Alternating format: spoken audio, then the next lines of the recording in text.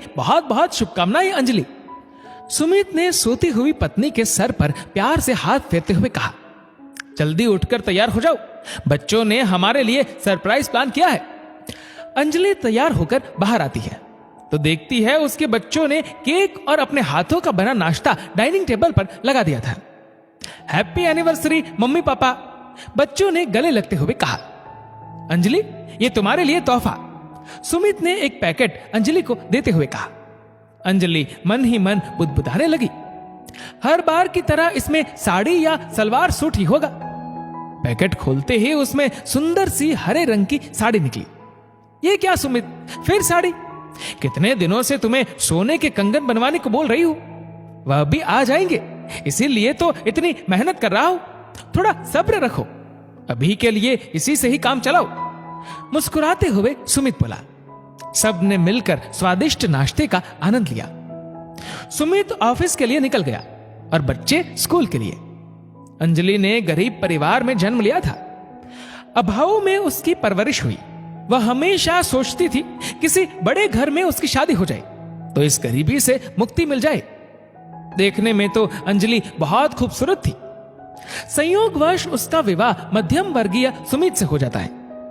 सुमित हमेशा अपने परिवार की जरूरतें पूरी करने की कोशिश करता, लेकिन अंजलि की महत्वाकांक्षाओं के भार तले सुमित दबते जा रहा था।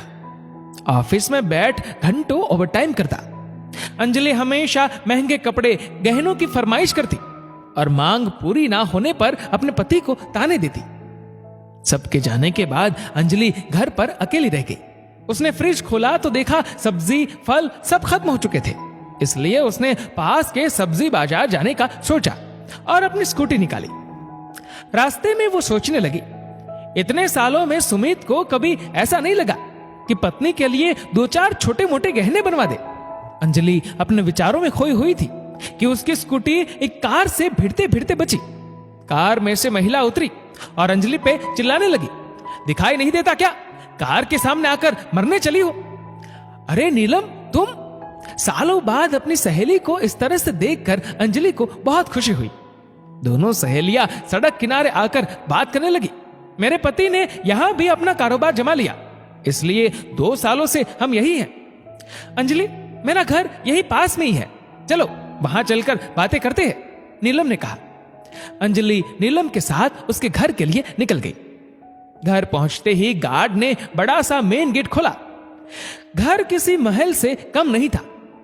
नीलम ने अंजलि को आराम से सोफे पर बैठने को कहा।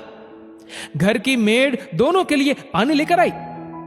नीलम, तुम्हारी शादी तो एक मध्यम वर्गीय परिवार में हुई थी, फिर यह सब ठाट बाट कैसे? अंजलि ने सकुचाते हुए पूछा। अंजलि, ये जो तुम शान और शौकत ऐशो आराम देख रही हो, अब मेरे किसी काम के नहीं है। महंगे कपड़ों और गहनों से शुरू हुई मेरी फरमाइश बड़े घर और कार तक पहुंच गई। उसके लिए मेरे पति दिन रात अपने व्यवसाय को बढ़ाने में मेहनत करने लगे। जैसे जैसे मेरे पास ऐशो आराम भोग विलास की चीजें बढ़ने लगी, मेरे पति मुझसे दूर होते गए और ये सब मेरी महत्वाकांक्षाओं के कारण ही हुआ है। अब इस बड़े घर में केवल मैं और मेरी बेटी रहते हैं। मेरे पति बिजनेस के सिलसिले में ज्यादातर बाहर ही रहते हैं। सभी सुख सुविधाओं से संपन्न होते हुए भी जीवन में पति का साथ व समय ना होने की वजह से खालीपन है। बीमार होने पर मेडिकल ट्रीटमेंट के लिए भी अकेले जाना पड़ता है। 2 घड़ी पास में बैठने के लिए भी कोई नहीं रहता। अंजलि को नीलम में अपना भविष्य दिखाई देने लगा। अंजलि सोचने लगी, इससे खुशकिस्मत तो मैं हूं। जब भी मुझे जरूरत हो मेरे पति हमेशा मेरे साथ होते हैं, मुझे कितना प्यार और इज्जत देते हैं, मेरी इतनी परवाह करते हैं। आज उसने जान लिया कि पैसे से खुशी नहीं खरीदी जा सकती। अब मैं चलती हूं, तुम भी कभी समय निकालकर मेरे घर जरूर आना नीलम। इतना कहकर अंजलि अपने घर लौट आती है। शाम को पति के घर आने पर अंजलि ने दरवाजा खोला। अंजलि को उपहार वाली साड़ी पहने देख सुमित बहुत खुश हुआ।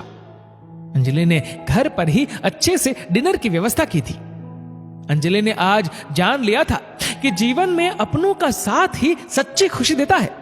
दोस्तों, इस वीडियो को लेकर आपकी क्या राय है नीचे कमेंट करके जरूर बताएगा और अगर आपको वीडियो अच्छा लगा हो तो इस वीडियो को लाइक करेगा, शेयर करेगा ज्यादा से ज्यादा लोगों तक, और ऐसे ही और भी इंस्पिरेशनल वीडियोस के लिए सब्सक्राइब करें हमारी